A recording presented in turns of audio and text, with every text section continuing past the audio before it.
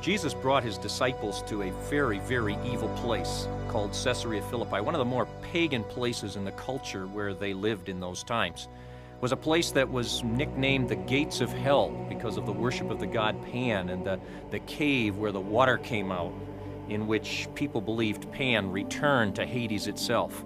While he was there, he challenged his disciples to be willing to go out into their world, a very pagan place, and take on even the power of sin and death, even the power of hell itself, the gates of hell.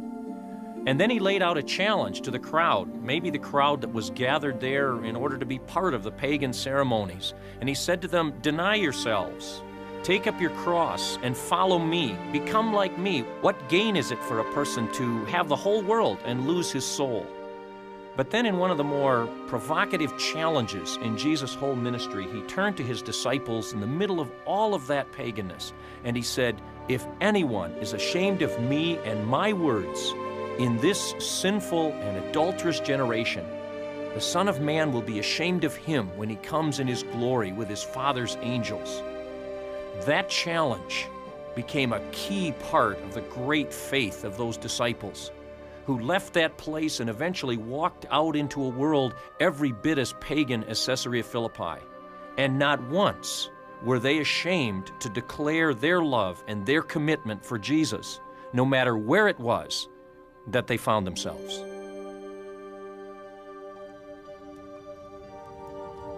As we're gathered around the firelight here, it's an appropriate place to be on a night like this, because 2,000 years ago, this place, Caesarea Philippi it was called then, was an eerie and evil place.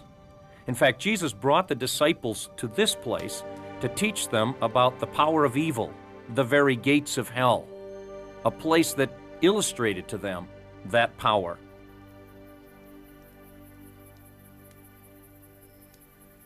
Jewish rabbis are widely known for preparing their students well. And Jesus was just like that. He was the best of the best when it came to teachers. He had talked to them, he had demonstrated things to them that he wanted them to learn, and he'd even sent them out to practice. They came back all excited because this message and method he'd given them worked. People's lives were changed. Brokenness was fixed. They couldn't believe it. And Jesus blessed them because they had listened and because they had learned. Then he brought them here to the foot of Mount Hermon, to a place that was known in his day as Herod Philip's capital called Caesarea Philippi. This place in the country had always been a very religious area. In fact, if you look down below, against that cliff face is a very large cave. In the ancient time, out of that cave came a large, large river of water, a huge spring. In fact, Josephus says that it was bottomless. People thought that that's where those ancient fertility gods went and disappeared down to the underworld. Hades, the Greeks called it. So you could say that's the entrance or the gates of Hades, right there.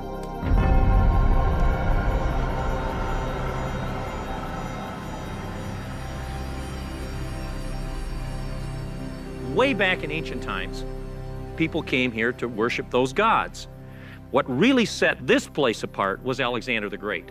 Alexander came here in around 330 with his Greek soldiers, and they had their unique Greek gods, and they established down there against the foot of that cliff a shrine to the shepherd's fertility god Pan, a disgusting god. He stood there half man, half goat, goat ears, naked, sexually suggestive, promising his worshipers fertility. And people came from around the world to worship the god Pan in this place. In fact, later on this side, farther toward the right, two larger courts were built. One was a goat enclosure where they kept the sacred goats, and the mating of those goats was connected to that fertility cult. There was a larger open court just below where the goat dancers would come out and dance the dances of the nymphs and the goat god Pan.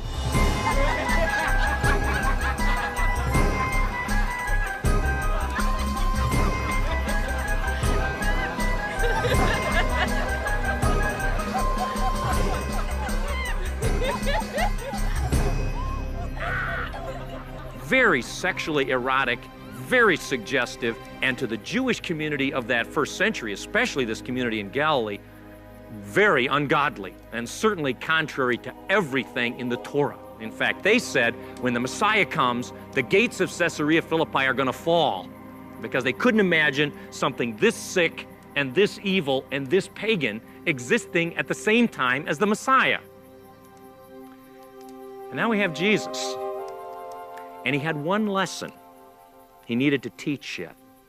So Jesus came more than 30 miles to the foot of this cliff here somewhere, and he gave them a lesson directly related to this.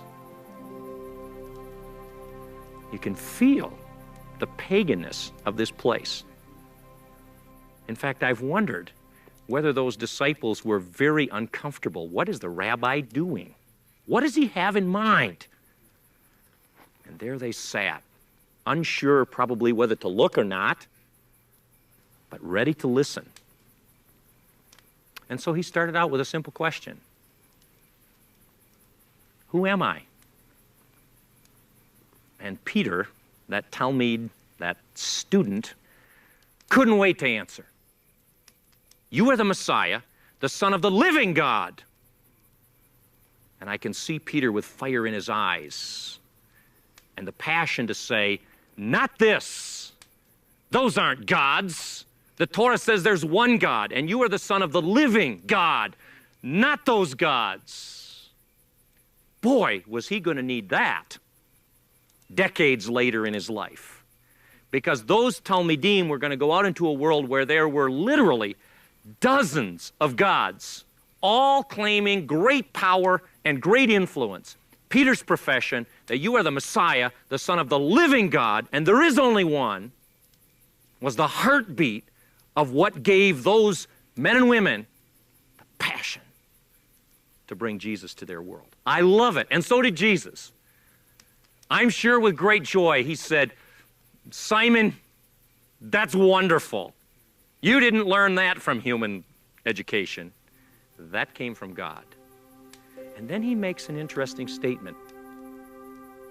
On this rock, I will build my church.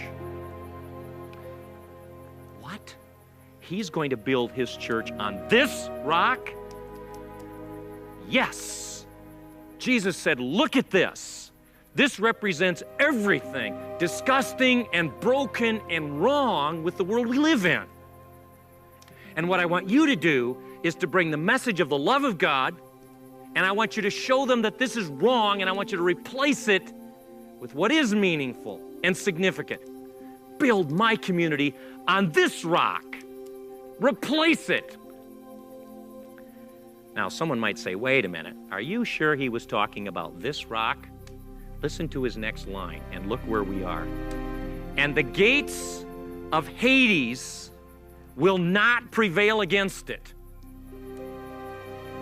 And there they are. In other words, a gate is defensive.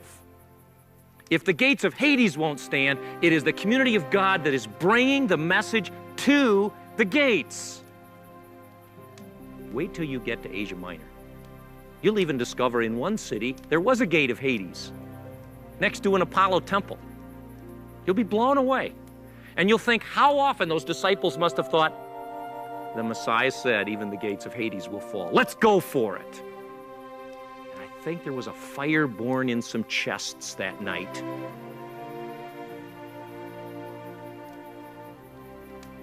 Then he called the crowd to him, along with his disciples, and said, if anyone would come after me, he must deny himself, take up his cross, and follow me. Now, do you suppose this rabbi and his students listening had the nerve to turn and to call to the crowd? And listen to what he said. Anyone who wants to come after me must deny himself, take up his cross, and follow me. Don't give in to this. This is not where meaning and purpose and significance and value come from. Do you know what you're doing? In fact, he goes on to say, anyone who would save his life will lose it. I think he meant anyone who thinks that this is going to give you life is going to end up empty and broken and lost. But if you'll give your life to others like I'm going to, you'll save it, because that's my method. Then he says again to the crowd, what good is it if someone gain the whole world and lose your own soul? What will you give in exchange for your soul?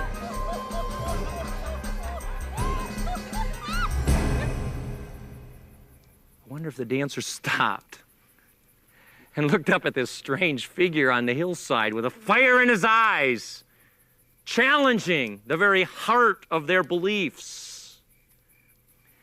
And I wonder if those disciples weren't thinking, keep it down. Herod lives in the palace over here. He doesn't like religious fanatics. Remember John?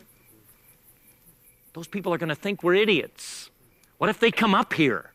They're pagans. Shh. Listen to Jesus' next line. Anyone in this wicked, adulterous generation who is ashamed of me and my words, the Son of Man will be ashamed of him when he comes in his Father's glory with his angels. Now, I don't know what the crowd thought, but I have an idea again that he built a passion into those disciples who said, never again will we ever be ashamed to be known as the followers of Messiah, and never again will we be ashamed of his words. And somehow, I think you're going to discover in Asia Minor that the courage and the commitment of that Rabbi Messiah Jesus to the truth, and his willingness to walk to the devil's doorstep and to say it with passion to the very people who needed it most, was going to be exactly what those disciples needed.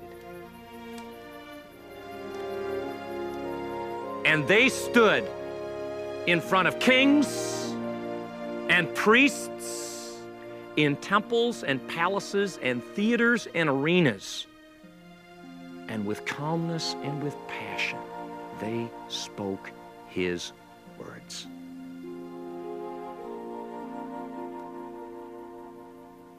May God give us the grace and the passion to do no less.